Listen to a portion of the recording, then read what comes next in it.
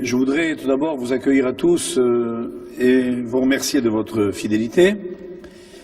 Vous dire d'abord et avant tout Shana Tova et que pour que l'année soit tout à fait bonne, on va essayer de comprendre ensemble ce qu'elle est en mesure de nous apporter. J'ai d'ailleurs d'excellentes nouvelles pour vous que je vais vous donner tout au long de la soirée. La meilleure de toutes ces nouvelles, c'est que nous sommes là, ensemble, et que c'est le début de grandes choses, obligatoirement, puisque c'est dans les retrouvailles que se trouvent toujours les plus grands bonheurs. Et voilà que, dans ce cadre-là, il y a d'abord une réflexion un peu grave à avoir, parce que nous sommes entre Rosh Hashanah et Kippour, c'est la période la plus difficile de l'année, mais elle n'est pas triste, elle est forte, elle est grande. On va essayer ensemble ce soir de comprendre pourquoi elle est si grande et pourquoi elle est si forte. Et je voudrais commencer parce que d'abord c'est aussi l'anniversaire du décès du père d'une de nos élèves fidèles. Et je voudrais donc que notre Limoud soit Leilou Nishmat Amram Ben Mesodi. Et puis rappeler également qu'a disparu à très peu de temps, juste comme ce soir, un Rav que peut-être beaucoup d'entre vous connaissent, qui m'est personnellement très cher, celui que l'on appelait le Rav du Kotel, le Rav Getz, dont le visage est familier à tous les téléspectateurs français d'abord, parce qu'il était régulièrement interviewé à la télévision sur tous les problèmes relatifs à Jérusalem. Un homme très bon, au visage tellement souriant. Il était membre de ma famille, mon grand-mère étant sœur, mais aussi et surtout, c'est d'abord un homme qui avait un amour pour le peuple juif absolument extraordinaire. Et bien que malade depuis quelques années, les circonstances de son décès sont toute une interpellation qui m'a fait réfléchir sur le thème de ce soir. En effet, il avait malheureusement un petit peu souffert dans sa vie, notamment en perdant 2 de ses enfants. Mais au dernier d'entre eux, juste un mois avant son décès, il avait voulu donner une marque d'affection parce que ce fils avait fait beaucoup pour l'institution qui était la sienne, de la yeshiva, qui est juste à côté du kotel. Vous savez, quand on est face au mur, on regarde le kotel, sur la gauche, il y a un bâtiment dans lequel se trouve la yeshiva du Rav Getz. Et voilà que donc, pour consacrer ce nouveau bâtiment, une soirée avait été organisée, et puis le Rav avait voulu remercier son fils, et il lui a offert son talit. Et il lui a dit, tu le mettras à Rosh Hashanah. Et le fils l'a mis à Rosh Hashanah, et le père est décédé juste le surlendemain.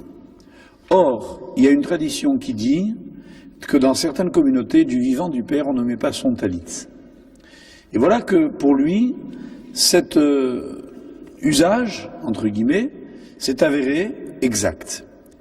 On peut se demander comment un rave qui était féru de Kabbalah, qui plongeait dans les racines même de la source de la Torah, c'était un homme qu'il était impressionnant de voir prier quand il faisait sa Hamida, sa prière à voix basse, que dans la plupart des communautés on fait entre 2 et 5 minutes, ça a tout cassé. Chez lui ça prenait une demi-heure, pas parce qu'il était lent, mais parce qu'il cherchait à se concentrer, que chaque mot c'était comme une perle sur un collier, qui ne voulait pas égrener sans en mesurer la valeur. Et voilà que, là, apparemment, il n'a pas vu cet usage. Non. C'est que tout simplement, il y a une sorte d'appel d'en haut qui fait que l'homme sent que son heure est arrivée. Et que sans doute, en partant de ce monde dans la période la plus dense de l'année, celle dans laquelle le jugement appelle l'homme à une totale reconsidération de ce qu'il est, il ne pouvait pas partir de façon banale. Et sans doute que le mérite qu'il a représenté, parce qu'il aimait beaucoup notamment la communauté française, il devait même venir nous voir en France, et Hachem en a décidé autrement. Mais je voudrais qu'en sa mémoire, nous consacrions ce soir une réflexion un peu plus profonde à ce que représente la période que nous vivons actuellement. Je vous ai dit tout à l'heure que j'avais d'abord une très bonne nouvelle à vous annoncer, c'est que l'année 5757, sur laquelle, comme toujours, on cherche des signes, bien, je crois que le plus simple, c'est de réaliser qu'elle contient le mot Nun Zain, en hébreu, c'est Zan. Et Zan, c'est pas Naz, Naz, c'est pas très... c'est Zan. Zan, ça veut dire la nourriture. Et dans un verset des psaumes, il est dit « Mefikim mizan el zan », eh bien les choses vont de zan en zan. Que veut dire zan? Eh bien le Tikkun Zohar cité par le Ben Ishraï dit que zan, c'est 57 en hébreu, ça désigne le nombre de bénédictions qui sont contenues dans la prière quotidienne que nous récitons 3 fois 19 bénédictions, la Hamida de matin, de l'après-midi et du soir, ce qui fait un total de 57. C'est pas un hasard, c'est pas une coïncidence arithmétique, c'est parce qu'il y a un enseignement de première grandeur, c'est que la parnassa, c'est-à-dire la réussite économique, dépend de la tefila. C'est par notre prière que nous sommes exaucés. À Rosh Hashanah et à Kippour, il y a ce que l'on appelle le psaume de la parnassa, dans le rite séfaradi, le psaume dont les vertus sont connues comme étant celles de l'abondance, et qu'on nous demande de réciter à cette occasion. Parce qu'on sait que nous détenons en fait la clé de la prospérité économique. Les gouvernements de tous les pays se débattent avec des réformes, des lois, des modifications. Vous savez que demain sera promulguée la loi des finances pour l'année prochaine. C'est pour ça que nous avons fixé notre cours la veille, pour ne pas que vous disiez que j'ai parlé après la loi des finances. C'est que je pense tout simplement que cette année, la situation économique va se débloquer. C'est pour ça que je vous conseille vivement d'investir là où il faut. Vous pourrez me consulter après le cours pour avoir les meilleurs endroits d'investissement. Mais pour investir ici-bas, il faut d'abord avoir investi là-haut. Et si vous permettez, je vais d'abord vous parler de cet investissement, avec toute la gravité nécessaire. Car en fait, nous n'avons pas le droit d'oublier que nous sommes entre le tribunal de grande instance et la cour d'appel.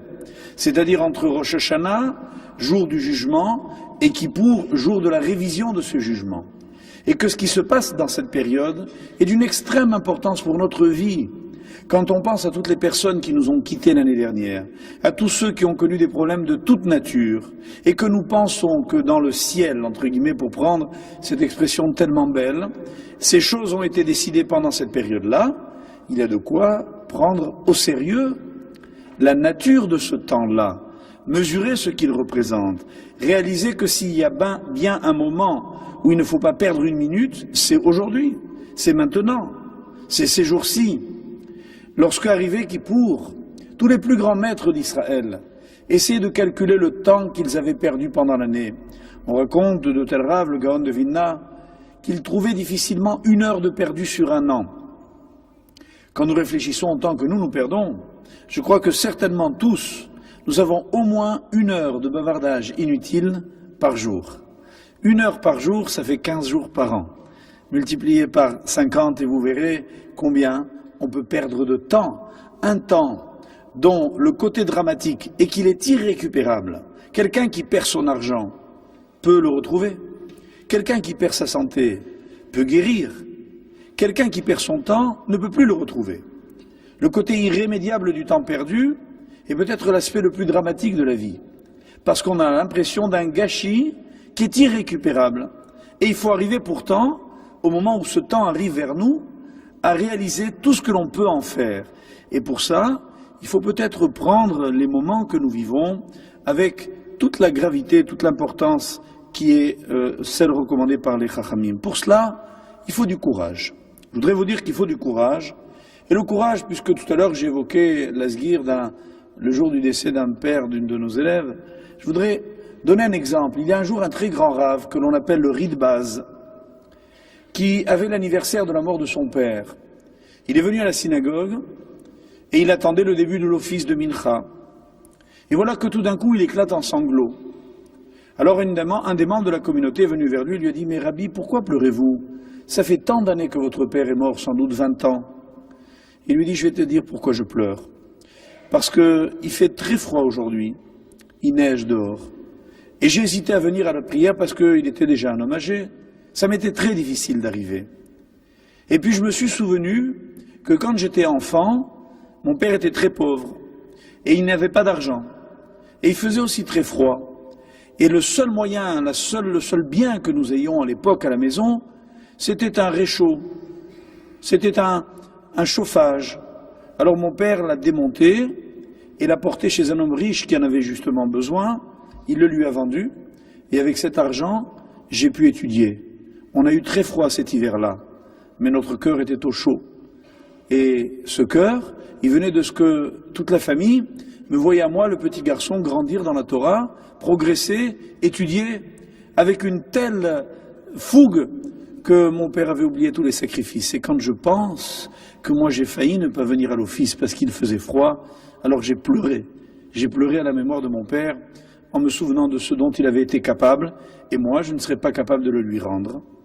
Ça veut dire qu'en fait, parfois l'hésitation face au bien est un trouble qui habite l'homme, parce que on a tous peur des difficultés.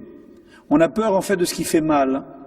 Et c'est vrai, je me souviens d'une histoire, pardonnez-moi, elle est un peu triste, mais elle est tellement émouvante et vraie qu'elle vaut la peine d'être dite ici et maintenant.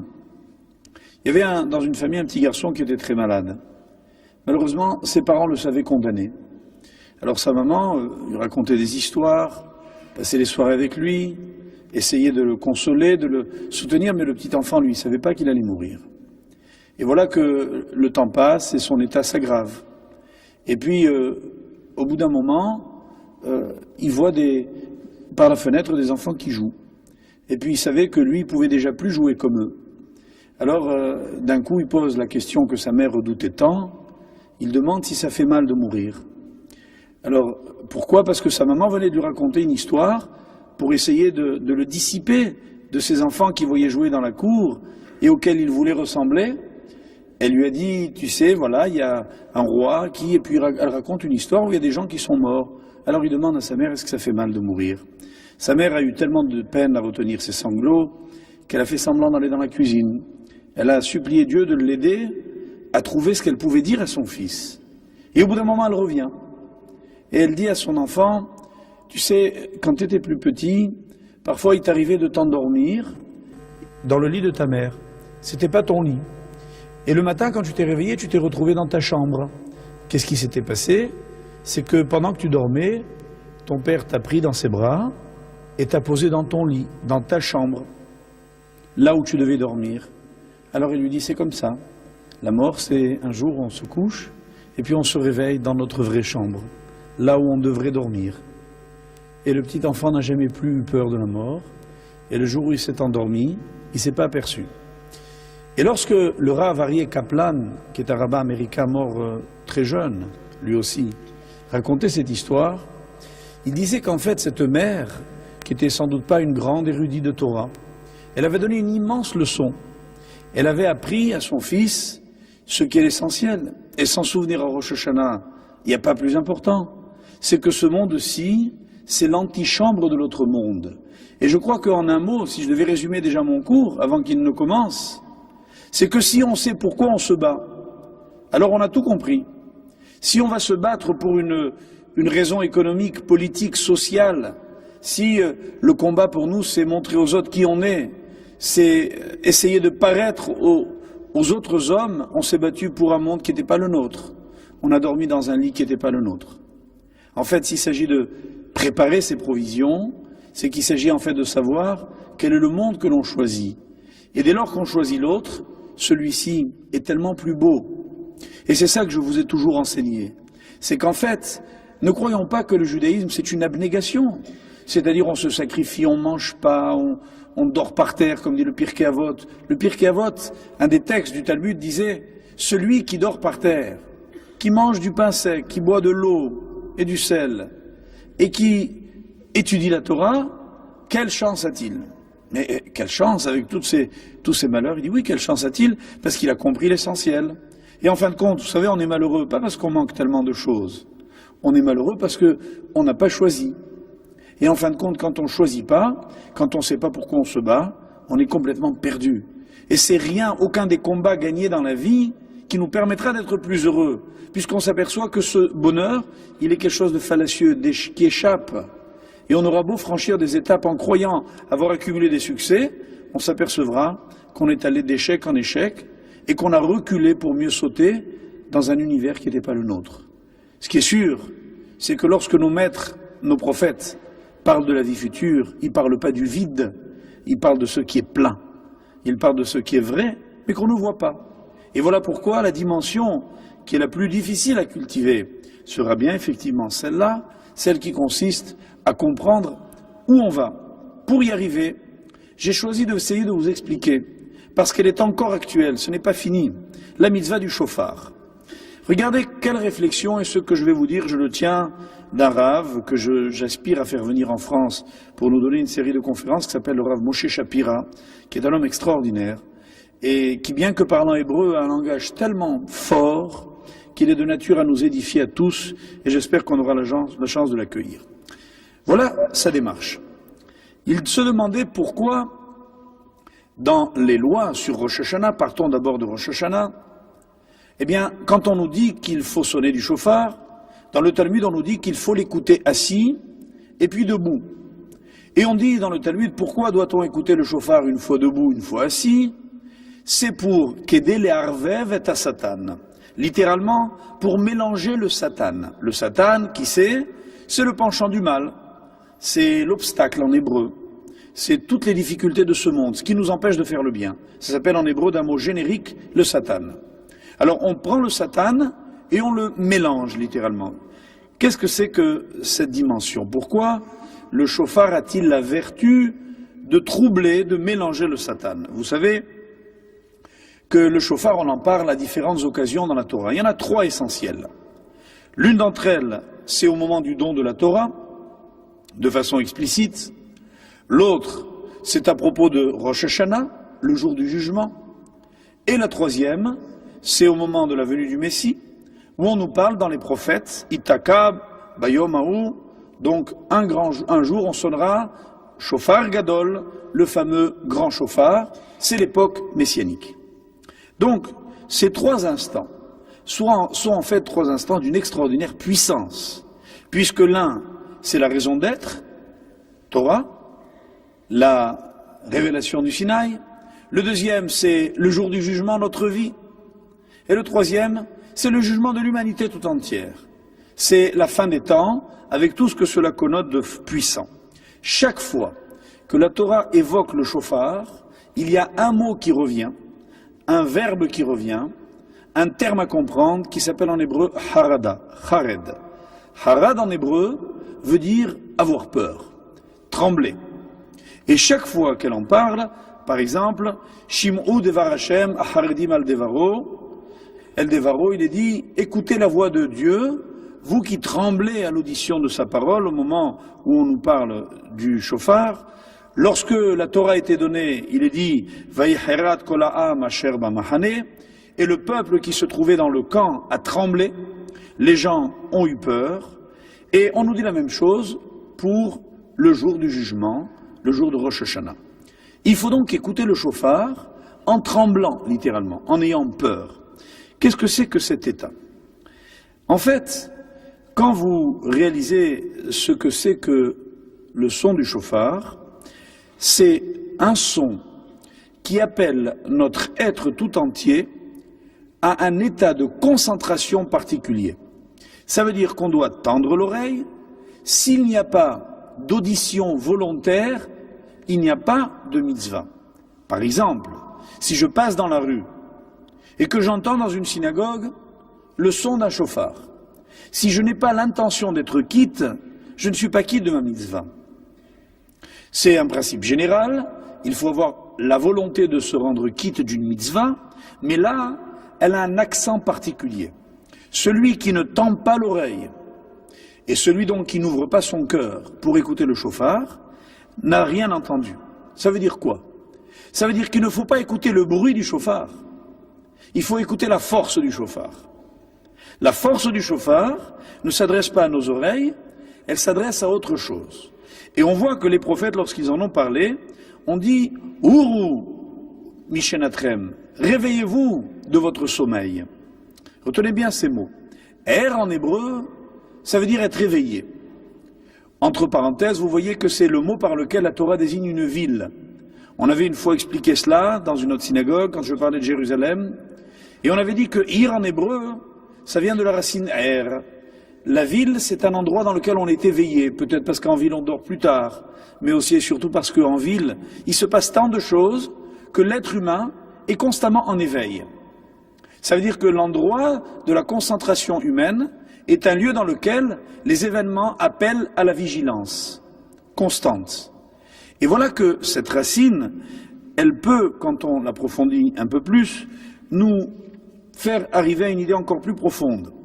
Lorsque, par exemple, en hébreu, quelqu'un conteste une décision juridique, ça s'appelle en hébreu un ir'ur, une contestation.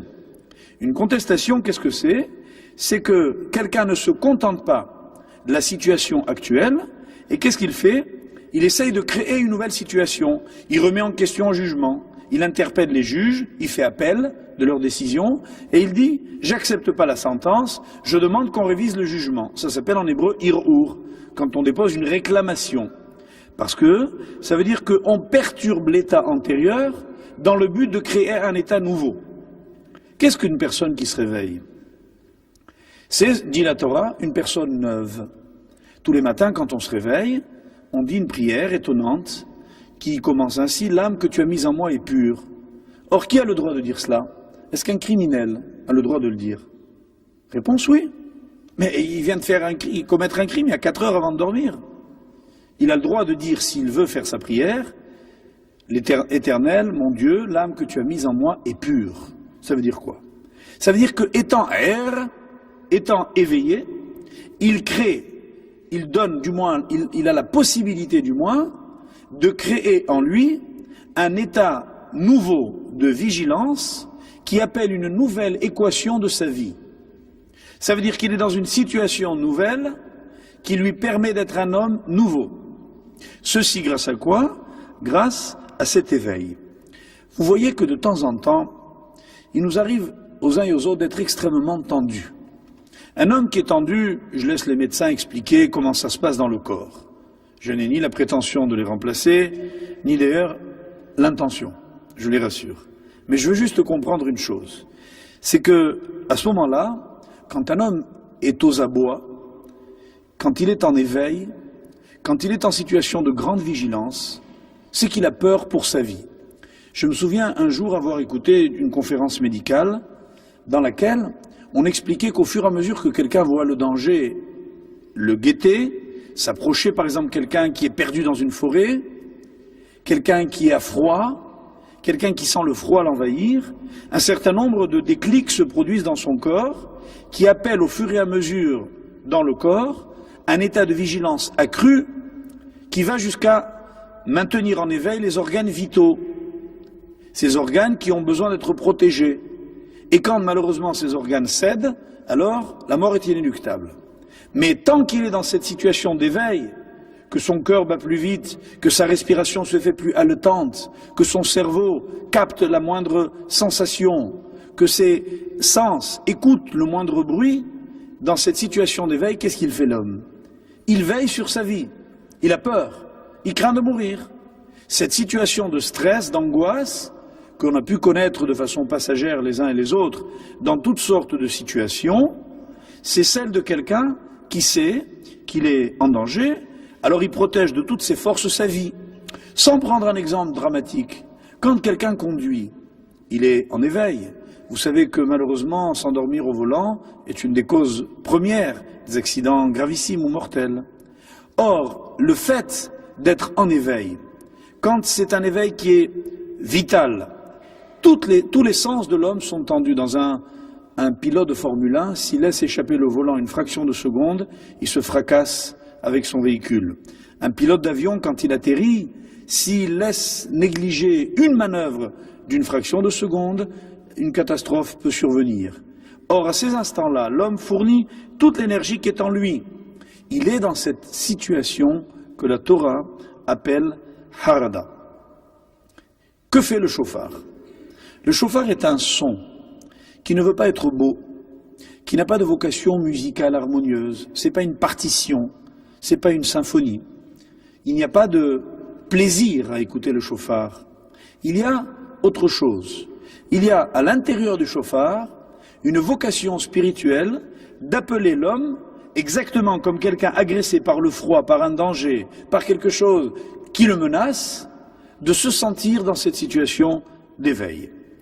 Or, on voit que lorsque l'homme est en situation d'éveil les moindres éléments qui procèdent du monde, il les capte. Comme je vous l'ai dit, tendez l'oreille. Ça veut dire que tous vos muscles, vous vous en apercevez pas. Quand quelqu'un veut écouter de loin un son parce qu'il craint qu'un animal va le surprendre, qu'un ennemi va le tuer, qu'un danger le menace, tous ses membres sont tendus. L'oreille tente d'écouter, elle veut capter un son infiniment petit, et là, ces instants-là, il est d'une extraordinaire puissance. L'homme investit tout ce qu'il a comme énergie dans le signal que va lui donner la nature, par exemple. Eh bien ça s'appelle en hébreu être capable de recevoir le koach hamashpia. C'est-à-dire que quand un homme est dans cet état, il est susceptible de recevoir tout ce qu'on lui donne. Il est dans un tel état d'attention que ses regards, ses sens, à tous les niveaux, captent ce qu'on peut lui donner. Il va écouter des bruits que vous n'écoutez pas. Vous qui êtes nonchalant, à côté de lui, décontracté. Le chauffeur voit des choses que vous ne voyez pas. Pourtant, vous voyez sûrement aussi bien que lui. Mais lui, en éveil, erre, essaye de ne rien rater de la route, parce qu'il sait que peut-être la vie en dépend. Ces dimensions-là, c'est celles qu'en hébreu, on appelle harada. Or, regardez ce qui s'est passé. Au moment où on a reçu la Torah, on ne pouvait pas la recevoir cool. Vayecherat kol ha'am asher b'machane. Le peuple tout entier, hommes, femmes, enfants, vieillards, a reçu la Torah dans cet état de vigilance extrême, comme si sa vie en dépendait. Le miracle de Matan Torah, c'est pas seulement que tous les Juifs aient écouté, ce qui est en soi déjà quelque chose de miraculeux. C'est pas que les Juifs aient été d'accord, parce que c'est encore quelque chose de super miraculeux. C'est que tout le monde était dans le même état de vigilance. C'est que les gens cherchaient à capter le moindre son, et ils ont vu, et ils ont entendu. Il n'y en a pas un qui a perdu une note de ce qui a été dit alors. Voilà la puissance de Matan Torah. Que se passe-t-il le Yom Hadin, le jour du jugement? Eh bien que, à ce moment-là, on dit Tik'u b'chodesh shofar ba'kese leyom hagenu. Sonnez du shofar au jour du mois, lorsque la lune est cachée, au jour de notre fête. Et on nous dit pourquoi casser? Pourquoi est-ce qu'on nous dit qui sait? Pourquoi est-ce qu'on nous dit ce jour caché? Et le Talmud fait un jeu de mots en disant, pas seulement parce que la lune n'est pas visible à Rosh Hashanah, puisque c'est le début du mois, elle est pratiquement invisible, mais parce que, dit ainsi le Talmud, c'est que les fautes de l'homme deviennent cachées. Qu'est-ce que ça veut dire qu'ils deviennent cachés? Ça veut dire que ce qui se passe de fabuleux au moment du chauffard, si on ne laisse pas passer notre chance, et je vous en parle maintenant parce qu'on va en avoir une chance, lundi soir à 20h30, au moment de la dernière sonnerie du chauffard de Kippour. Cette chance, il faut la saisir. À cet instant-là, qu'est-ce qui doit se passer? La faute, entre guillemets, devient cachée. Qu'est-ce que ça veut dire qu'elle devient cachée? Ça veut dire qu'à cet instant-là, l'homme est d'une telle vigilance que la faute n'a pas d'emprise sur lui. Et c'est là où je veux essayer de vous expliquer de façon approfondie de quoi il s'agit. Il y a un très grand maître, Rabbi Chaim Moshe Luzzatto, qui dans un livre remarquable, Le Sentier des Justes, Mesilat Yesharim, dit que l'état de Zehirut, d'attention, d'éveil, celui-ci dont nous parlons, de vigilance, est un état indispensable pour tout progrès moral. Vous remarquerez vous-même quelque chose, et je voudrais qu'on soit tous très francs avec nous-mêmes, j'espère qu'on l'est, parce que celui qui se cache derrière son petit doigt, il ne se trouvera jamais. Ce qui est important dans la vie, c'est d'être honnête avec soi-même. Vous savez que quand on est tendu, quand on est concentré, on ne peut pas faire de bêtises. Vous remarquerez que les fois où on a fait des bêtises, j'y viens dans un instant, c'est quand on n'était pas dans cet état. Reconnaissons tous honnêtement que l'état de vigilance, s'il était permanent, est l'état qui met l'homme à l'abri de toute erreur. Ça veut dire qu'il ne peut pas fauter. C'est impossible. La concentration dans laquelle il est telle, même quand il se concentre sur autre chose. Je vous répète, Proposer à un pilote d'avion qui aime boire ou qui aime fumer une cigarette ou un verre d'alcool, il ne le refusera pas seulement parce que c'est interdit par le règlement, parce qu'il ne peut pas, parce qu'il n'en aurait aucun plaisir, parce qu'il est incapable à cette minute de le faire, parce qu'il est ailleurs. Sa concentration implique que sa vie se situe à un autre niveau. Toute proportion gardée. Imaginons-nous au son du chauffard. Et qu'à ce moment-là, on vient nous proposer de faire une bêtise. On n'est pas là. Il n'y a pas de numéro, d'abonné au numéro que vous demandez. Nous sommes ailleurs. Inaccessible. C'est les Yom Ragin. On est ailleurs. Or, ici, c'est ça où trouve son sens le fameux Le'arbeb et Satan. Le Satan est perdu. Pourquoi? Le Satan, qui c'est ceux qui nous incitent d'habitude à faire des bêtises. Et voilà que là, il se trouve que l'homme n'est pas à sa place. En général, vous savez bien, la raison pour laquelle on fait des bêtises, on faute, c'est qu'on est là, on attend. On attend la faute, on est disponible. C'est vrai, on est disponible. Je suis frappé à chaque fois que je vois faire des gens des bêtises, ou moi-même, c'est lorsqu'ils n'ont rien à faire. Et la disponibilité, c'est quand on ne fait pas ce que l'on est en train de faire en étant concentré. Quand une secrétaire tape une lettre sans regarder ce qu'elle tape, elle est vulnérable. Pas seulement pour sa place. Vous voyez ce que je veux dire? C'est la même chose pour tout. Quelqu'un qui n'est pas là où il est, c'est clair qu'on peut l'amener là où on veut. Et c'est cette dimension-là qui est le fondement de la faute. L'erreur n'intervient chez un individu que lorsqu'il a créé une sorte de disponibilité qui fait qu'il va être habité par sa faute. Voilà pourquoi le verset dit « Vahihi avonotam al atzmotam » et leur faute sera sur eux. Atzmotam en hébreu, ça ne veut pas désigner seulement leurs ossements, mais etzem en hébreu, ça veut dire l'essence, la nature même de l'homme. Ça veut dire qu'il attire à ce moment-là la faute. Se détacher de cette union avec la faute pendant le son du chauffard, c'est effectivement se rendre invulnérable. C'est possible grâce à la dimension de Harada. Alors ici, on a déjà appris une chose colossale. C'est qu'en fait, ce que l'on appelle la peur, c'est ce qui nous met à l'abri de la faute. Si quelqu'un est en train de faire une bêtise, je prends même l'autre exemple maintenant, et qu'à ce moment-là, malheureusement, un bandit vient et le braque avec une arme, je peux vous assurer qu'il n'a plus du tout envie de faire sa bêtise. On devrait braquer tous les fauteurs. Comme ça, au moins, il n'y en aura plus. Mais en fait, on est braqué à chaque instant. Pas par une arme, ni par l'œil d'une caméra, mais peut-être par le regard divin. Et à la limite, qu'est-ce que c'est qu'un croyant? C'est pas quelqu'un qui a marqué un jour dans un carnet « Je crois en Dieu ». Genre, c'est déposé sur son ordinateur, et là-bas, il sait qu'il croit en Dieu, c'est marqué. Non, c'est celui qui vit avec Hachem. Vivre avec Hachem, c'est savoir qu'il est avec moi. C'est-à-dire, de temps en temps, il me tape sur l'épaule, il me dit « Oh, Jo, où tu vas ?» Je dis « Oh, laisse-moi tranquille 2 minutes. Je peux pas juste faire une petite bêtise et je reviens après. » C'est ça l'ennui, c'est qu'on ne peut pas laisser notre Créateur au vestiaire. C'est énervant, je reconnais, mais c'est le prix de sa présence. Il n'y a pas de chose plus précieuse que cette présence, il n'y a pas de chose plus désirable qu'elle, il n'y a pas de chose plus contraignante qu'elle. Il faut choisir dans la vie. Parfois, il y a des gens qui sont très entourés. Ils n'ont jamais la paix, mais ils ne s'ennuient jamais. Vous en avez d'autres qui sont dans une solitude mélancolique, on leur fiche une paix royale, mais quel ennui.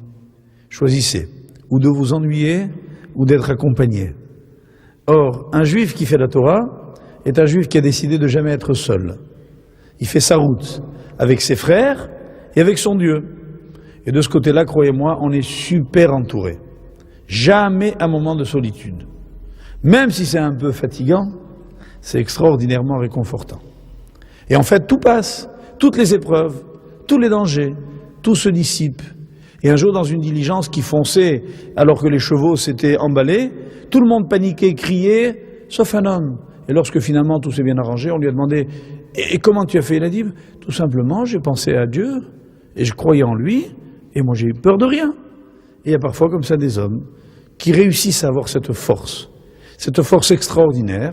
C'est pas évident, je reconnais, lorsque un jour un avion, il y a quelques années, avait connu le plus grand trou d'air de l'histoire, où je crois de 10 ou 12 000 mètres d'altitude, l'avion était tombé jusqu'à 10 000 mètres d'altitude avec panne de moteur et impossibilité pour le pilote de le remettre en place, et que les gens se sont vus à 45 degrés s'écraser vers la terre, les gens y paniquaient, on peut les comprendre. Et paraît-il qu'il y avait parmi eux un juif religieux que j'ai connu après, enfin je dis il paraît, parce que je crois que c'était le seul, et lui, il a tout simplement récité le schéma. Et d'un seul coup, cet instant qui a duré 1 minute, c'est long 1 minute quand on va s'écraser par terre, c'est énorme. Pour lui, c'était le temps de faire sa tefila. Quand l'avion s'est redressé, peut-être que c'était grâce à sa tefila, mais le fait est, c'est qu'il a vécu avec sérénité ce qui est pour les autres un moment d'angoisse. Or, à ces instants-là, on se prépare. Et se préparer, c'est effectivement réaliser qu'on est capable de n'avoir peur de rien. Quand le petit garçon dont je vous parlais tout à l'heure n'avait plus peur, c'est parce que, en fin de compte, il avait compris. Or, ces choses-là, il faut les comprendre tôt. Parce que quand on n'a pas peur de la mort, on vit tranquille. Qu'est-ce que ça veut dire tranquille? Non pas dans l'oubli de la mort, mais en sachant la sérénité qu'elle représente. Mais si Dieu nous a créés, et qu'on n'a pas le droit de lui rendre notre âme, et qu'on est là pour essayer de conforter une vie qui a un sens, alors il ne faut pas perdre un seul de ces instants, et essayer de tous les concentrer dans cet état extraordinaire de vigilance. Or, il y a ici une idée qui va nous permettre de comprendre un petit peu mieux. Voilà que dans la vie, il y a un élément, qui est l'élément clé autour duquel tournent tous les désirs de l'homme, ça s'appelle la matière. Pourquoi aujourd'hui nous on est tenté par 1000 choses? Parce qu'on est fait de matière. Et que la matière, c'est ce que l'on voit, ce que l'on touche, ce que l'on comprend, et qu'on est en permanence face à elle. Si vous réfléchissez philosophiquement quelques minutes à ce que veut dire la matière, dans la dialectique hébraïque, qui ressemble d'ailleurs quelque part à ce que par exemple un philosophe comme Aristote avait développé dans l'Antiquité, vous trouvez toujours cette dualité entre la matière et la forme, entre Chomer et Tsura en hébreu, thème que le Maharal, pour ceux qui ont lu ses œuvres, avait si bien expliqué, Maharal que j'ai pas oublié, et sur la tombe duquel on ira un jour. Ce voyage à Prague, Bezrat Hashem, on le fera, c'était sans doute pas le moment. Et voilà que la matière emprisonne et que la forme libère. Voilà ce que disent les textes. Qu'est-ce que ça veut dire? Pourquoi la matière emprisonne? Mes chers amis, comprenons pourquoi apparemment ce qui nous tente, c'est ce qui nous coince. C'est parce qu'en fait, dans la matière, il n'y a que du passif.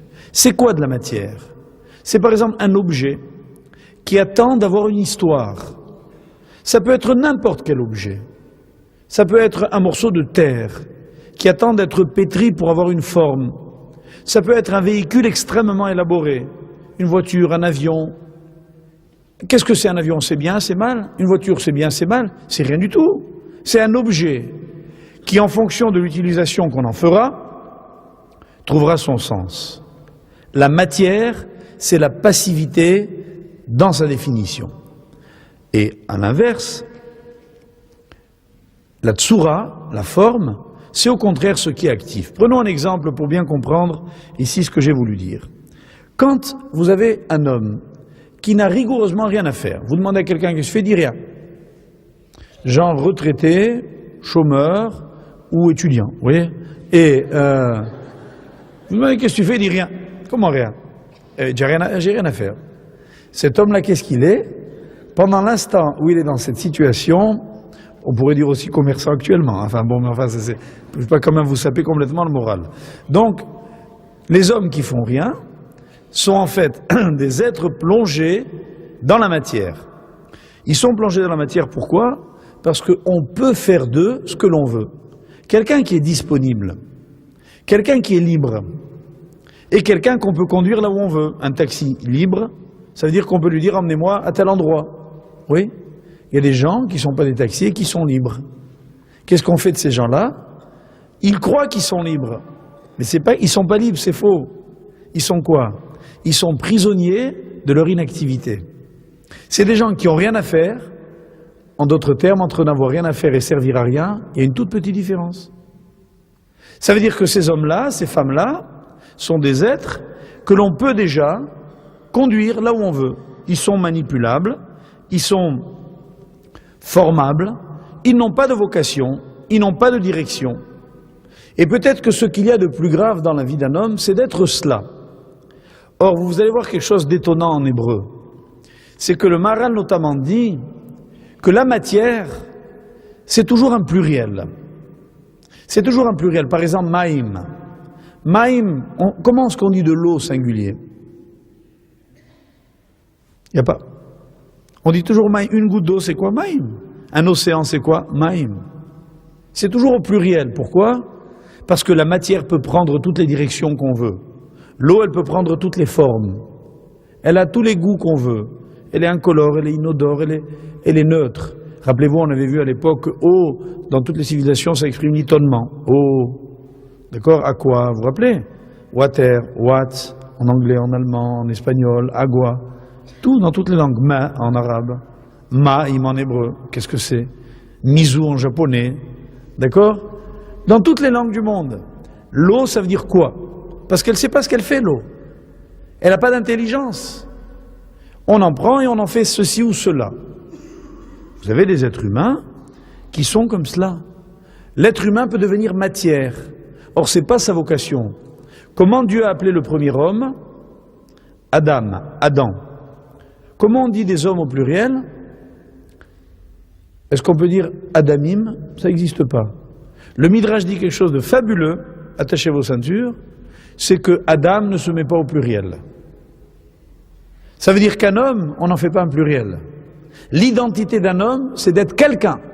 Et une chose, pas deux. Seulement on oublie. On est quoi? On est de la matière.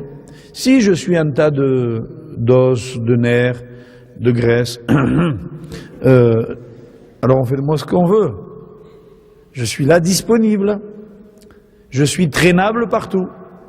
Et malheureusement, reconnaissons que c'est ça que sont la plupart des êtres, manipulables. On peut les gérer comme on veut. Et voilà que, en fait, la forme que la Torah appelle la tsura, cette forme, c'est quoi? C'est la dimension de la liberté. Et en quoi une liberté est une liberté? En ce qu'elle est active.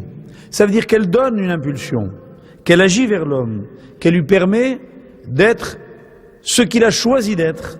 Et celui qui se dirige vers un endroit, celui-là, il n'est plus le serviteur. Quand Abraham a dit à ses serviteurs, à ses avadim, au moment du sacrifice d'Isaac, il a dit à ses serviteurs, Atem shevupo imahamor, restez avec l'âne, il leur a dit, vous êtes comme l'âne. En hébreu, hamor, ça veut dire l'âne, c'est la même racine que homer, qui veut dire la matière. Comme l'âne se laisse guider, la matière se laisse guider. Attention, le même mot en hébreu, les mêmes lettres, forment le mot rechem, qui veut dire matrice. Quand un être humain est formé, quand je ne regarde que la matière, mes chers amis, je suis quoi? Je suis un être anéanti, asservi. Vous verrez que tout ce qui est dimension matérielle dans la vie est une dimension qui dépossède l'homme de son identité. C'est frustrant. Il n'y a rien de plus isolant que la matière. Chacun, quand il est face à sa matière, il est seul. Un être humain qui mange est un être isolé. Vous allez voir que la nourriture isole les hommes. Voilà pourquoi la Torah demande qu'à la fin du repas, on fasse le zimoun, c'est-à-dire la prière commune ensemble, pour montrer que la matière n'a pas fait de nous des êtres égoïstes. Quand un être accomplit un besoin, quand il accomplit une fonction matérielle, il est isolé dans cet accomplissement. Il est seul. La matière isole l'homme. Elle l'enferme. Comment un homme devient libre? En quittant ce monde de la matière, en essayant de le spiritualiser, en essayant de donner un autre sens à sa vie, en essayant donc de diriger vers un but. Et qui sont les gens libres, mes chers amis? Retenez bien ça, c'est ceux qui ont un but dans la vie. Ou bien on vous tire, ou bien vous tirez. Ou bien vous vous laissez guider, ou bien vous guidez. Ou bien, comme disait Rav Chaikin, vous êtes un wagon, ou bien vous êtes une locomotive. Ou bien vous êtes Homer, ou bien vous êtes Soura. Ou bien vous êtes matière, ou bien vous êtes forme. Or, ce que la Torah nous dit, c'est que lorsque sonne le chauffard, On se trouve littéralement, dit le texte, libéré du Yetzer Hara, le penchant du mal nous a quittés. Pendant un moment furtif, le son du chauffard a évoqué en nous une interrogation très forte. Où tu vas? Réveille-toi. Uru Mishenatrem, dit le prophète. Réveillez-vous. Réveillez-vous de votre torpeur. Il ne s'agit pas d'être surpris par le bruit du chauffard, mais réaliser de la force du chauffard. Ça veut dire que moi, homme, je tiens mon destin entre mes mains. On m'a raconté que je peux pas, j'ai pas le choix. Moi, je travaille dans une entreprise et je travaille de 8 à 12 et de 2 à 6 et j'ai tel travail et telle fonction, je suis dans une chaîne, on a fait de moi un robot, je suis obligé de partir en vacances quand mon patron décide et je quitte mon bureau quand mon patron décide. Je suis un esclave, je suis un serviteur. On est tous serviteurs de ce que vous voudrez. Il y a des patrons qui sont des esclaves, esclaves de leur passion, esclaves de leur ambition, esclaves de ce qu'ils ont quoi? Ils ont envie de faire, pas de ce qu'ils doivent faire. Un homme s'émancipe, non pas quand il a des envies, mais quand il a des devoirs. Ce qui rend l'homme libre, c'est le sens du devoir. Dès que je dois, alors je suis libre. Et c'est cette dimension-là que la Torah a littéralement innové en apportant au monde la dimension de la mitzvah, bar mitzvah. Qu'est-ce qu'un être humain? C'est un bar mitzvah. Bar mitzvah, ce n'est pas une fête, c'est un état. On passe dans un nouveau statut, tous ici qui avons plus de 13 ans pour les hommes et 12 ans pour les femmes, nous sommes bar mitzvah. Ça veut dire que nous sommes le fils du devoir. Ça veut dire que notre vocation, notre identité, c'est de réussir à réaliser que par les devoirs que nous a imposés Hachem, on a réussi à s'émanciper. C'est extraordinaire comme perception, parce que c'est exactement le contraire de ce que l'on veut nous faire dire. Généralement, on veut nous faire accepter l'idée que les ordres rendent l'homme asservi. Or, toute la dialectique de la Torah, c'est de sortir de la maison d'esclavage qui s'appelait l'Égypte. Et que tout le destin du peuple juif, il n'a pas commencé sur la terre d'Israël. Il a commencé en terre d'Égypte, quand ils se sont asservis de Pharaon. C'est-à-dire quoi? Des ordres qu'un homme donnait, des contingences de la vie. Et lorsque, je vous ai dit souvent, un jour de jeûne à Kippour, vous rencontrerez peut-être des amis non juifs dans la rue, et que vous jeûnerez, vous verrez le sentiment de liberté extraordinaire que vous éprouvez. D'un seul coup, la nourriture ne vous paraît plus aussi vitale. Et vous voyez ici, dans ce quartier où il y a beaucoup de bureaux, les gens à midi ou à midi et demi, il faut absolument qu'ils mangent, autrement ils vous mangent. Si vous retardez l'heure du repas, c'est la révolution en France. Pourvu qu'on mange à l'heure. D'accord? Et vous, vous arrivez là, cool, vous n'avez pas faim. Si, vous avez faim. Soyons honnêtes, à Kippour, on a faim. Mais on a réussi à se débarrasser de toutes ces enveloppes. On s'est aperçu que le corps, finalement, 24 heures, il pouvait supporter sans toilette, sans rouge à lèvres, sans fard, sans déodorant, sans soins, sans affection, sans nourriture, sans boisson, sans rien. On est un corps qu'on a réduit à sa plus simple expression. Et d'un seul coup, naît en nous une énergie fabuleuse, qui est l'énergie spirituelle. La tsura, la forme, a pris le pas sur la matière, qui pour nous a transformés pendant un instant en des êtres surhumains, qui ont quasiment oublié leur corps. Et cette force-là, on l'a tous. Simplement, elle dort. Uru Mishenatrem. Réveillez-vous, vous verrez que cette vigilance, eh bien, elle permet à l'homme de sortir de son état de torpeur. Or, si nous avons bien compris que l'état de torpeur, c'est ce qui rend l'homme vulnérable au moindre appel, quand on n'a rien à faire, et qu'un copain vient nous dire « tu viens faire un tennis ?» On y va. Tu viens, on va à la plage, on y va. Les vacances, qu'est-ce qu'on fait? Rien. Khlet, on est cuit. Voilà pourquoi le monde des vacances, c'est un monde catastrophique pour ceux qui n'ont rien à faire. Moi, je vous assure, en vacances, je suis débordé. C'est extraordinaire d'être débordé en vacances. Ceux qui n'ont rien à faire, ça veut dire, je ne parle pas d'emploi du temps au niveau horaire, ça veut dire de tout ce que l'on a envie de faire. Et quelqu'un qui réussit à guider sa vie pour aller rechercher une volonté, il s'est élevé au-dessus de la matière.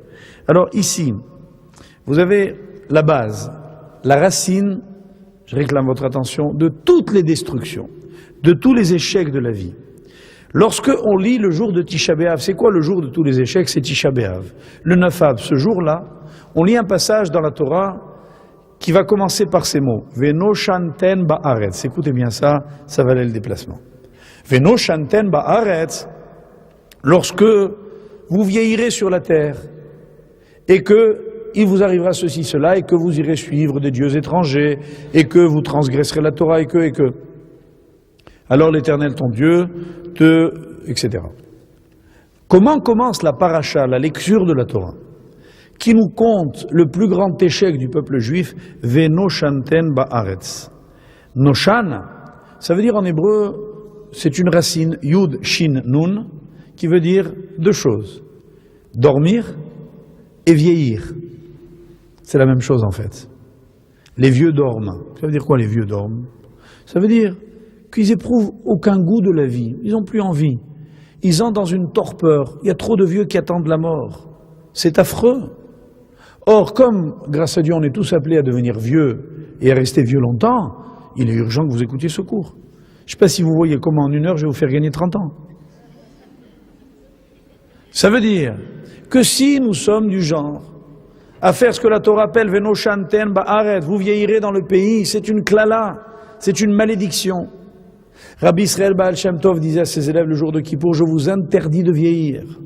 Comment on peut arrêter le processus biologique du vieillissement? C'est pas en faisant un lifting de temps en temps, en allant chez l'esthéticienne, du fond de teint et tous les artifices, on se teint les cheveux. Vous croyez que c'est comme ça qu'on reste jeune? Walou. Ça, on paraît jeune. Or, il y a ici un enseignement fabuleux que j'ai appris d'ailleurs de ma petite fille. On leur a dit à l'école la chose suivante, mais j'ai trouvé ça tellement profond et tellement simple puisqu'une gosse est capable de le comprendre. On leur a dit comme cela, Rosh Hashanah, ça ressemble à une photo. C'est quoi une photo? Quelqu'un qui prend une photo, qu'est-ce qu'il fait? Tout de suite, il s'arrange. Qu'est-ce qu'on veut dans une photo? On veut paraître bien. Genre on rentre le ventre, et on sort les épaules, etc. On se met bien. On veut paraître bien. Normalement, on est bedonnant, etc. Et puis là, d'un seul coup, on devient mince, svelte, sympa, souriant. D'habitude, on fait une tête comme ça, et là, on sourit. On est bien. Vous êtes photogénique. Photogénique, c'est les gros hypocrites, d'accord? Quoi, qu'est-ce qu'ils font? Ils font jamais qu'ils sont bien, d'accord? Comme s'ils étaient bien. Ça, c'est une catastrophe. Voilà ce que veut être l'homme à Rosh Hashanah. On va te juger. Alors, assieds-toi bien, habille-toi bien. Tu vas te présenter pour un emploi. Sois correct. Mets une belle cravate, une belle chemise, un beau costume. Tu vas te présenter chez ton patron. Il faut être beau. Oui, Rosh Hashanah. Qu'est-ce que c'est que Kippour? C'est une visite chez le médecin. Qu'est-ce que c'est une visite chez le médecin? Il ne faut surtout pas paraître beau. Ça ne veut pas dire qu'il faut nécessairement dégoûtant chez le médecin. Il faut un peu être propre, mais ça veut dire il faut lui montrer ce qui ne va pas. Le médecin, qu'est-ce qu'il fait? Comment ça va? Très bien, merci, au revoir. 500 francs. Hop. Non. Il faut aller chez le médecin et lui dire, voilà, j'ai mal ici, j'ai mal là, il y a ça qui ne va pas. Chose qu'on n'aimerait jamais montrer dans une photo. C'est-à-dire qu'à Rosh Hashanah, on se montre tel qu'on voudrait être, et à Kippour, on se montre tel qu'on est. C'est génial. Et cette dimension-là, qui consiste à retrouver la vérité, ou à paraître la vérité, c'est toute l'oscillation de l'homme. Il hésite entre Rosh Hashanah et Kippour. Qu'est-ce que je suis, un juif de Kippour ou un juif de Rosh Hashanah?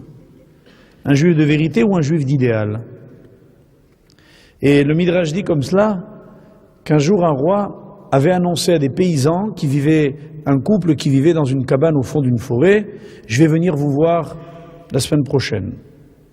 Quand ils ont su que le roi allait venir, ils ont paniqué. Alors le mari a dit, il faut nettoyer la maison, il faut acheter des vêtements, il faut faire quelque chose, le roi vient, il faut nettoyer les vitres, acheter des bougies. Et puis la femme a dit à son mari, mais pas du tout. Le roi sait qui nous sommes, il sait que nous sommes des paysans, dans une cabane, au fond d'une forêt, sans confort, sans luxe, sans rien, sans artifice. Donc il sait qui vient chez nous, montrons-nous comme nous sommes. C'est là toute la dualité de la vie. Est-ce qu'on veut paraître ou est-ce qu'on veut être? Et en fait, il n'est pas interdit de paraître dans la mesure où ce paraître, c'est un mieux que je voudrais être. Ça veut dire qu'en fait, à Rosh Hashanah, c'est pas Khalila qu'on veuille paraître hypocritement ce que nous ne sommes pas. C'est qu'on voudrait montrer de soi le visage le plus positif. Et quand quelqu'un s'arrange et se corrige, c'est qu'il sent que le moment est important. Il y a eu un grand rabbin qui est mort il y a peu de temps, Rav Shneur Zalman,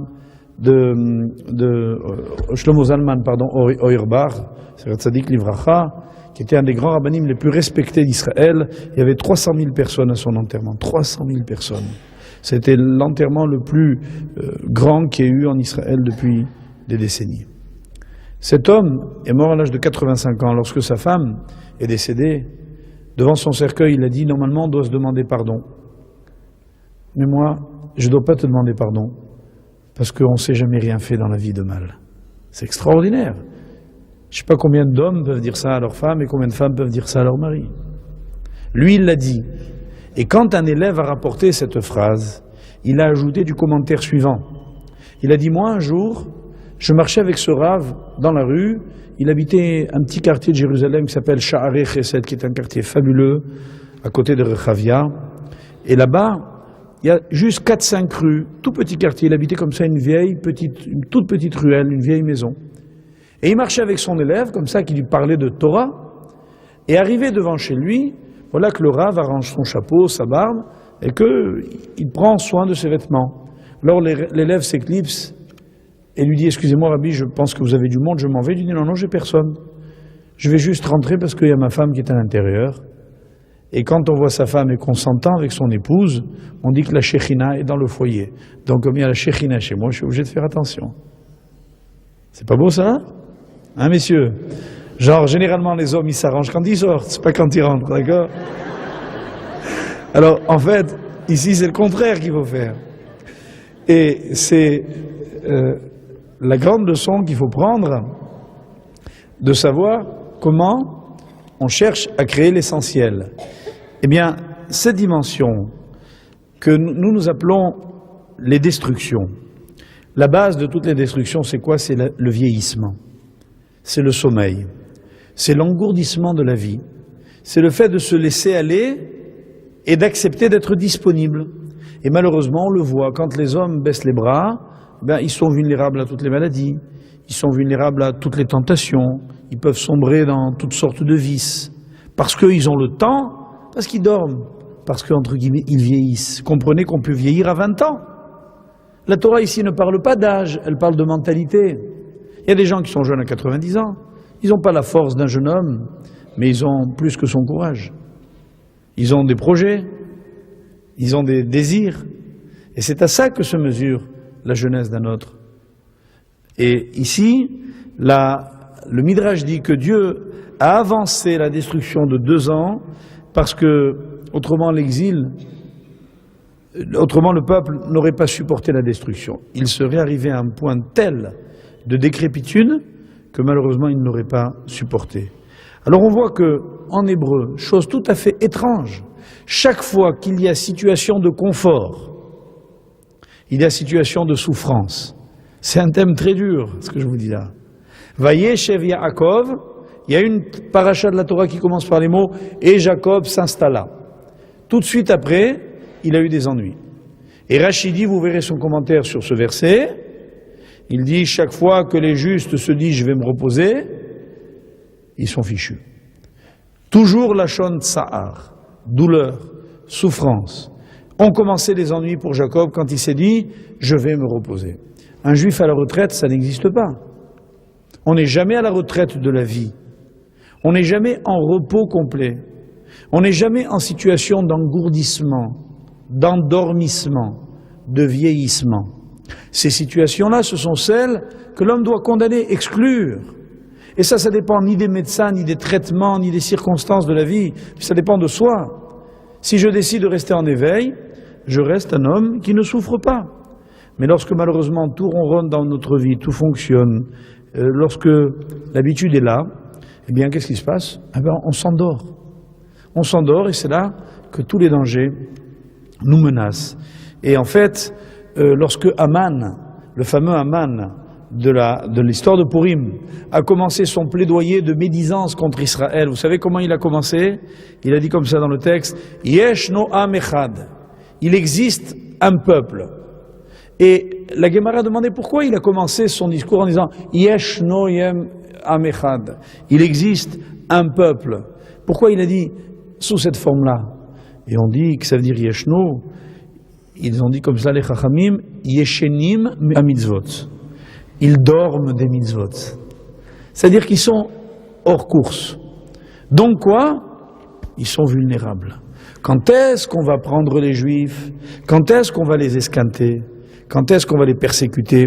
Quand est-ce que vont se dérouler les pires destructions de notre histoire? Quand notre peuple se laisse endormir dans le ronronnement des situations acquises. Et pour pouvoir être chauffard, il faut que la corne s'appelle aussi chauffard, pas seulement keren. C'est-à-dire que le chauffard peut s'appeler keren, ou le keren doit s'appeler chauffard, mais si vous trouvez un animal que la Torah qualifie uniquement de keren, vous voyez d'ailleurs que ça donne le mot corne, keren, corne, kern, c'est la même chose, eh bien, il n'est pas cachère pour sonner du chauffard. Nos maîtres ont essayé de comprendre pourquoi. Et en fait, on voit que les cornes d'un bœuf, d'une vache, convergent. Il y en a deux. Elles vont dans deux directions différentes. Et il arrive un moment où il y a une intersection entre ces deux points, entre ces deux lignes. Quand il y a intersection, on peut aller dans deux endroits différents, ou à gauche ou à droite. Ça s'appelle keren. La dimension hébraïque du mot keren, c'est effectivement celle-là. En termes financiers, on appelle keren un fonds, un capital. Quand on a un capital, ça veut dire qu'on a, en hébreu, un keren. Et nos maîtres ont dit pourquoi est-ce que ça s'appelle keren? Parce qu'un capital en soi, ça veut rien dire. Sa valeur peut augmenter, sa valeur peut baisser, il peut servir à ceci, il peut servir à cela. Il est d'une neutralité absolue qui fait qu'il n'est pas en soi une bonne chose, il est possible qu'il produise des intérêts, puis si on investit mal, il peut au contraire fondre. Voilà pourquoi cela s'appelle keren. Keren, c'est quoi? C'est dans la vie disposer en fait de deux pôles. De se demander qu'est-ce que je fais? Je vais à gauche ou je vais à droite? Je suis cette corne ou je suis celle-là? J'investis comme ça ou j'investis comme ça? Celui qui ne sait pas vers où aller, qu'est-ce que vous allez faire demain de votre journée? Vous avez décidé? Voilà la seule question de la vie. Qu'est-ce qu'on va faire de ce que l'on a? On a quoi? On a tous un capital extraordinaire. La vie. Qu'est-ce qu'il y a comme capital plus précieux, dites-moi? Rien. Avoir le temps, c'est fabuleux. Mais le problème, c'est qu'il ne faut pas le perdre, comme nous disions tout à l'heure. Avoir ce temps et s'en servir, c'est avoir compris l'essentiel. Et quand quelque chose ne s'appelle que keren, corne, que fonds, capital, c'est pas cachère pour être un chauffard. Voilà pourquoi on ne sonne pas avec la corne de la vache. Alors ici, on voit que la Torah a toujours connoté le chauffard avec la dimension de la liberté. Le chauffard, c'est la liberté. En quoi c'est une liberté? Parce qu'on a réussi à s'émanciper, à se détacher de tout ce qui était pour nous tentation. Alors qu'est-ce que c'est qu'un homme qui a décidé d'écouter le chauffard? C'est quelqu'un qui sait exactement où il va. Quand on sait où on va, combien on a de directions, mes chers amis? Une. Un point vers lequel on va, pas deux. Celui qui se dit en partant d'ici, bon, où je vais? À tel endroit ou à tel endroit? Il a déjà perdu une partie de sa vie. Celui qui sait où il va, celui qui y va de toute façon. Comme disait le roi David, lorsque je sortais de chez moi, je me disais tous les jours, je vais à tel endroit. Et mes pieds me conduisaient tout seuls vers les lieux d'étude et les lieux de prière. C'est-à-dire qu'en fait, ce que David avait choisi d'être dans la vie, c'est celui qui allait étudier, qui allait prier. Ça veut dire cet homme qui avait dans sa vie opéré des choix qui conditionnaient tout le reste de son existence. Et je pense que c'est ça, écouter le chauffard, c'est faire en sorte de ne pas laisser en soi entrer le Yetzer Hara, ce fameux penchant du mal, c'est faire en sorte d'extirper le Satan, de le troubler. Pourquoi? Souvenez-vous, On a commencé le cours en disant « Pourquoi sonne-t-on une fois debout, une fois assis ?»« Kedele arbeb et à Satan » pour mélanger le Satan, expression littéralement traduite. Or, mélanger, c'est quoi? C'est prendre deux corps hétérogènes et les mettre ensemble, pour les rendre homogènes. Un mélange, c'est deux corps différents qu'on mixe ensemble. On prend de l'eau et de la farine et on fait une pâte. Oui? Le Satan, c'est ça. Il est là quand il y a deux corps différents. Quand en fait, l'homme n'a pas décidé là où il voulait aller. Et réussir à voir dans sa vie le point central vers lequel on se dirige, c'est d'effectivement avoir tout réussi. Et à contrario, lorsque on n'a pas cette dimension-là, eh bien on ne donne pas au chauffard la possibilité de nous aider. Alors ce que je voudrais vous dire en conclusion, c'est qu'en fait, nous, notre but, c'est d'essayer pendant ces jours-là de trouver le sens réel de la vie. Or, qu'est-ce qui peut nous aider à trouver le sens réel de la vie? La densité des événements que nous vivons. Et ces événements, il va y en avoir deux qui vont venir là maintenant, tout de suite. Un Shabbat et puis Kippour. Ils sont, tenez-vous bien, de la même nature. Ils sont de la même nature. Ça veut dire que le Shabbat, c'est un monde de liberté. Et un monde, en quoi est-il un monde de liberté, le Shabbat? Il est un monde dans lequel on ne crée plus, dans lequel les objets sont asservis à l'homme, et pas l'homme aux objets. Le monde du Shabbat est un homme d'une extraordinaire liberté, parce que je ne suis plus dépendant des objets. C'est moi qui définis ma vie. Un objet que je n'ai pas prévu, il est muktsé, c'est-à-dire soustrait à mon utilisation. Le monde du Shabbat, c'est le monde de la prévision. C'est donc le monde dans lequel l'homme a décidé d'entrer. On entre dans le Shabbat par une décision libre. On est libre de faire Shabbat. Et quand on y arrive, ça veut dire qu'on a préparé son plat, qu'on l'a mis sur une plaque électrique, qu'on a allumé sa minuterie, qu'on a garé sa voiture, qu'on a enlevé son stylo, qu'on a débranché son ordinateur, qu'on a fermé son bureau. En un mot, on a décidé où on allait. C'est le monde de la liberté. Ce monde-là est un monde accessible à l'homme. Or, Kippour s'appelle Shabbat, Shabbaton.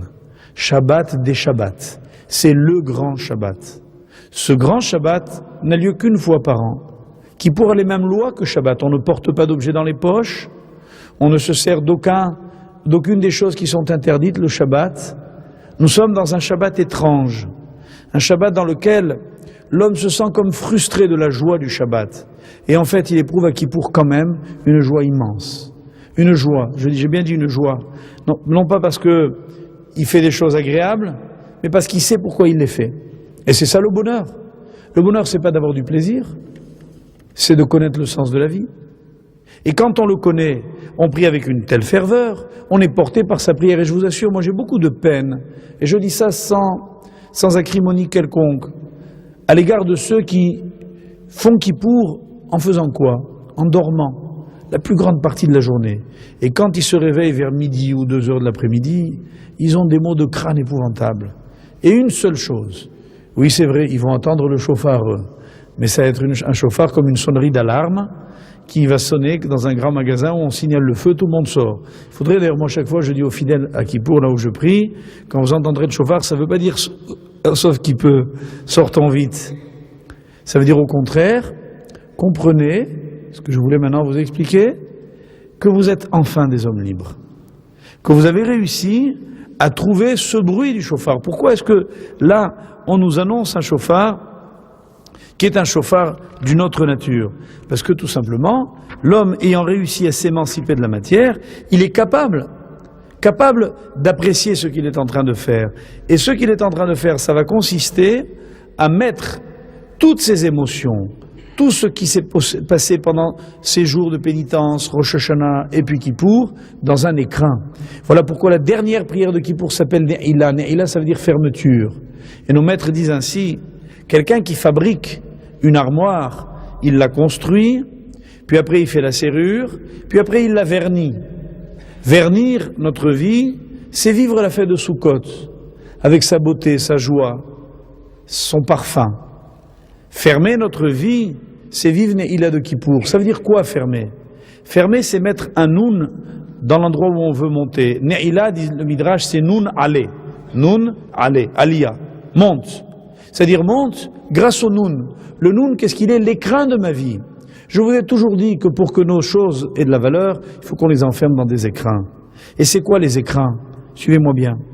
Dans notre vie, les uns les autres, tous les jours, on a une foule d'émotions. Vous avez tous des chagrins, des douleurs, des espérances, des joies, des tristesses, des choses fortes que vous vivez. Qu'est-ce que vous avez quand vous éprouvez une émotion? Qu'est-ce que vous aimeriez? La garder. Il n'y a rien de plus précieux qu'une émotion. Et lorsque cette émotion s'en va, on a l'impression qu'elle s'est envolée. Comment je vais revivre l'événement que j'ai vécu? Et quand on fait dans tous les endroits du monde des commémorations, lorsque les gens font un mariage, et puis un anniversaire de mariage, ou bien malheureusement un décès survient et puis on fait l'anniversaire du décès, qu'est-ce qu'on fait?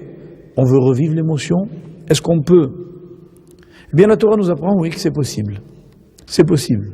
On peut revivre l'émotion de la façon la plus pure, à une condition, c'est de l'avoir mise quand on l'a éprouvée dans un écrin. Et comment est-ce qu'on met les émotions dans des écrins? Et la Torah, c'est une technique de la conservation des émotions. Comme il y a des cassettes qui conservent les émotions intactes, eh bien, les mitzvot conservent les émotions intactes. Ça veut dire quoi? Que quand, par exemple, j'éprouve à l'égard de quelqu'un une profonde pitié, je suis peiné de la situation de quelqu'un. Ça va rester de la peine si je fais rien d'autre. Elle va partir dans 2 jours ou dans 1 mois si je suis quelqu'un de bien. Mais si par contre, ayant vu un malheur, je mets la main dans la poche et je contribue, si ayant vu une douleur, je fais ce que je peux pour la soigner, pour la soulager, l'émotion restera. Qu'est-ce qui ancre l'émotion? C'est l'acte que l'on accomplit pour la conserver. Voilà pourquoi les mitzvot sont appelés keli, l'ustensile, l'outil, le moyen qui permet dans la vie d'arriver au but qu'on s'assigne. Et voilà pourquoi les gens, peut-être les plus riches, ce sont ceux qui n'ont rien oublié de toutes les émotions de leur vie. Parce qu'ils cherchent à les conserver, et puis ils sont capables de le faire. Parce qu'ils ont investi lors de chacune de ces émotions quelque chose de vrai qui leur permet par la suite de rester eux-mêmes. Souvenez-vous qu'un jour, je vous ai raconté une histoire authentique d'un homme qui s'appelait Palti ben Laïch, qui a vécu à l'époque du roi Saül, il y a donc plus de 3000 ans. Et cet homme était un chevalier courageux, un héros de bande dessinée sans doute, mais un homme pieux, honnête. Mais le roi Saül lui a dit « Je t'oblige à épouser ma fille ». Sa fille Michal avait été promise à David. Et elle savait qu'elle était promise à David, mais elle ne pouvait pas désobéir à son père. Quant à lui, il ne pouvait pas désobéir au roi sous peine de mort. Il l'a prise chez lui. Mais il savait qu'elle était l'élue de David, promise à David. Qu'a-t-il fait? Dans la chambre conjugale, il a pris son épée et il l'a plantée au milieu du lit et il a dit « Celui qui traverse sera traversé par ça ». Et il ne l'a pas touché. Et il ne l'a pas touché jusqu'au jour où Shaoul, sortant de sa folie, a compris et que cette femme a pu devenir l'épouse de David. Et nos maîtres disent, comment a-t-il eu, parce qu'elle était belle, peut-être lui aussi, comment a-t-il eu cette force? On peut l'avoir 1 fois, 2 fois, 3 fois, mais pas si longtemps. Pourquoi l'a-t-il eu? Ils expliquent, parce qu'il a planté son épée dans son lit. Ça veut dire, geste symbolique, par lequel il a concrétisé l'investissement psychologique qui était le sien de la gravité de sa décision. Celui qui dit, je vais faire telle chose et qui fait rien maintenant, il fera jamais rien. Celui qui dit, je vais faire quelque chose, je vais commencer tout de suite, celui-là il fera tout. Si par exemple, comme je vais conclure mon cours, je vais vous dire, allez étudier, et que vous me dites, d'accord, si Dieu veut, avec l'accent. D'accord? Vous me dites, si Dieu veut, je vais étudier. Quand? Bon, on verra, après les fêtes. Les fêtes, c'est un alibi extraordinaire, hein? Non, c'est vrai, les fêtes, on met tout sur le dos, la situation économique, le travail, tout. C'est les fêtes. On n'entend que ça, comme si c'était de leur faute, les fêtes. D'ailleurs, on ne les appelle plus les fêtes, on les appelle les fautes maintenant, parce que c'est à cause d'elles que tout arrive. Et en fait, on s'aperçoit que celui qui ne veut pas concrétiser, il projette dans le futur. Celui qui concrétise tout de suite, il réalise. Et en réalisant une mitzvah, tout de suite, alors on est sauvé. Et on a sauvé notre émotion. Et on devient un homme infiniment riche. Rien n'est oublié. Celui qui, quand il perd son père, fait un kaddish, c'est pas seulement qu'il est fidèle à son père, c'est qu'il se rappellera de son émotion. Celui qui, au moment du mariage, prend un engagement et qui le tient et qu'il accomplit tout de suite une mitzvah, il réussira. Celui qui sort d'un cours en disant « je vais faire tout de suite, ce soir, il fera ». Celui qui attend ne fera jamais rien. Le monde est ou bien celui des velléitaires qui veulent sans vouloir, ou bien celui des réalisateurs qui réalisent sans le dire. Et en fin de compte, c'est ça qui compte. Être de cette trempe-là, et c'est ce que nous enseigne l'ensemble des mitzvot de Kippour. Et voilà pourquoi Kippour, en terminant par la Ne'ila, par la fermeture, on nous dit surtout attention, ne laissez pas partir ces extraordinaires moments que vous avez vécus dans la prière et tout.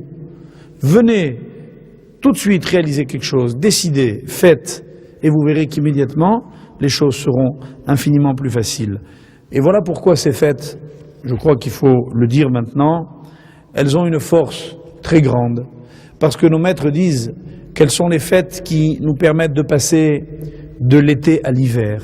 C'est quoi l'hiver? Expliquent nos sages, c'est le temps dans lequel la pluie tombe, la neige tombe, et dans lequel la terre s'abreuve. Et puis la terre, quand viendra le printemps, elle va éclore, les fruits vont sortir.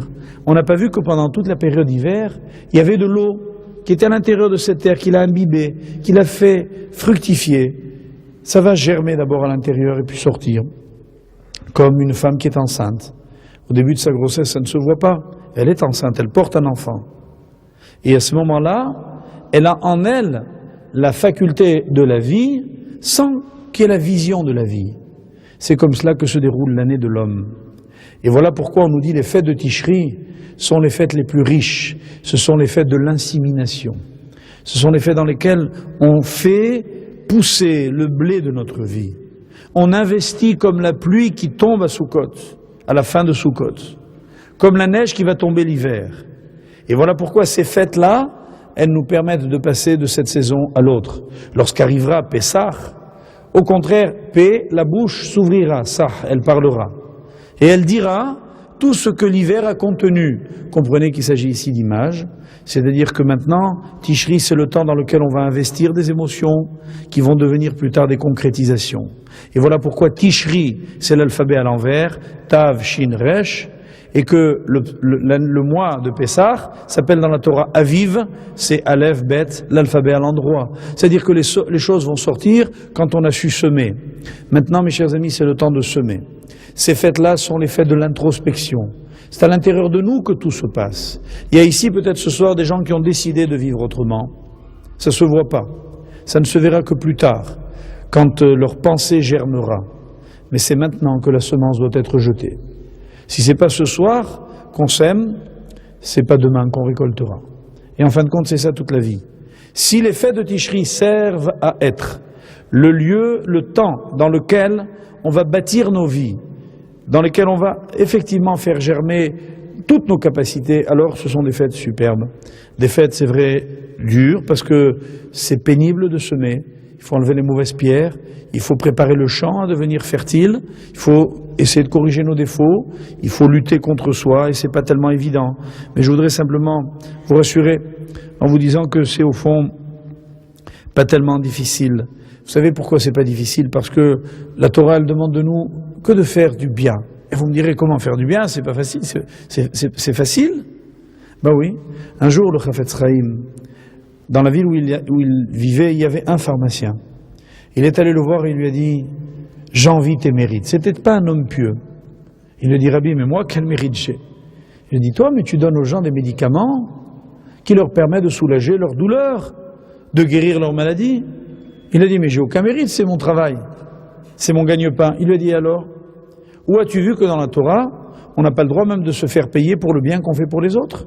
Depuis quand un médecin ne doit pas faire payer sa consultation? Et moi je dis, les médecins ont de la chance. Ils peuvent sauver des gens, ils peuvent guérir des gens. Ils se font payer, me direz-vous, et alors? Un chesed n'a pas besoin d'être gratuit, il a besoin d'être vrai. Et si vraiment on fait du bien aux gens, et si vraiment on leur apporte quelque chose, alors on a fait du chesed, même si on en tire une joie considérable, un bénéfice. Moi je me demande, quand je donne un cours, qui est le plus heureux?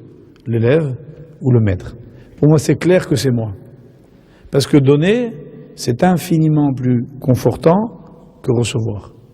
Et finalement, lorsque dans la vie, on a cette dialectique de l'existence, alors tout paraît tellement plus facile et tellement plus simple. Ceci pour vous donner du courage, parce que je sais que, en abordant Kippour, l'année, Soukhot, etc., il faut beaucoup d'énergie.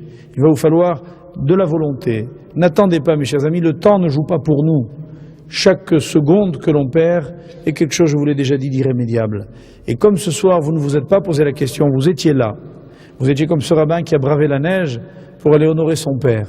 Vous êtes venu parce que il se passe quelque chose en vous, il y a un désir de savoir, il y a un besoin de progrès. Il y a donc tous les ingrédients du bonheur et du succès. Ce qu'il faut maintenant, c'est concrétiser, réaliser. L'occasion nous est offerte tout de suite, parce que finalement, Kippour est là, et Kippour va apporter son extraordinaire bénédiction à chacun d'entre nous, et je souhaite du fond du cœur que ce soit un temps dans lequel Dieu exauce nos prières, dans lequel il nous inscrive et il nous scelle à tous dans le livre de la vie, de la santé, du bonheur, qu'il apporte énormément de bonnes choses à chacun d'entre vous, à tous ceux qui vous sont chers, à toute la communauté, et que l'année Bezrat Hashem soit véritablement une année de progrès, qu'elle nous invite tous à aller toujours un peu plus haut.